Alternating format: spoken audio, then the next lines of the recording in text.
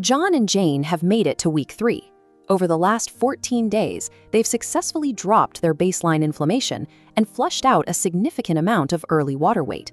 But right now, they are hitting a biological wall.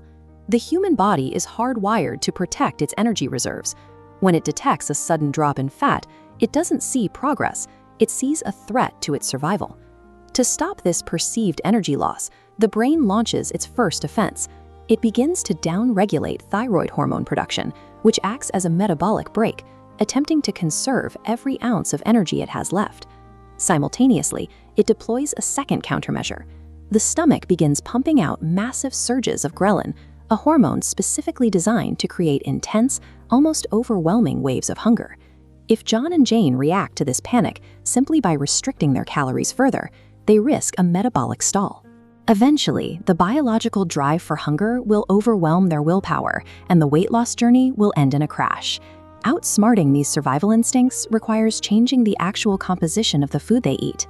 They need to choose a fuel source that forces the metabolism to stay active, even as the body tries to shut down.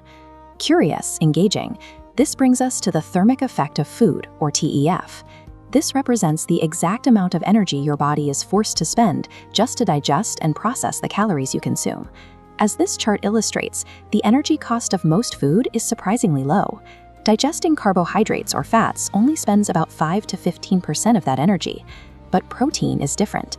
Processing it demands an enormous 20 to 30% energy expenditure. That high energy cost comes from the sheer physical labor required at the cellular level.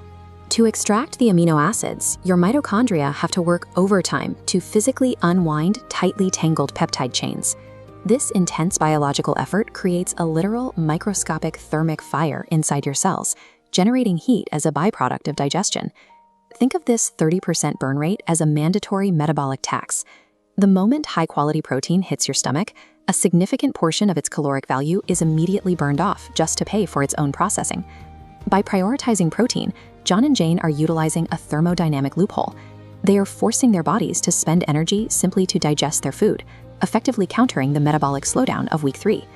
For John, managing a 110-kilogram frame while diabetic requires a strategic increase in protein intake. His target is 1.5 grams of high-quality protein for every kilogram of his goal body weight. This high protein volume triggers the release of peptide YY and GLP-1 in his gut. These hormones send powerful fullness signals directly up the spinal column to the brain, helping John manage the hunger spikes caused by his caloric deficit. Beyond hunger, these amino acids serve a structural purpose, shielding his muscles from being broken down for fuel. By protecting this tissue, John ensures his metabolic engine remains intact. This preservation is critical for his diabetes management. Muscle tissue acts as the body's primary sugar storage tanks, pulling circulating glucose out of the blood. By using protein to preserve his muscle mass, John keeps these storage tanks operational. This helps stabilize his blood glucose and supports his long-term insulin sensitivity. Jane faces a different challenge with her PCOD. To stabilize her system, she is tasked with including 30 grams of pure protein in every single meal. As this graph shows, protein acts as a mechanical buffer. It slows down the absorption rate of carbohydrates in her stomach, turning a sharp energy spike into a gradual, manageable curve. By flattening this curve, Jane eliminates the sharp glucose spikes that are the primary trigger for her PCOD-related symptoms. Reducing these glucose spikes helps dampen the signal that prompts her ovaries to overproduce androgens.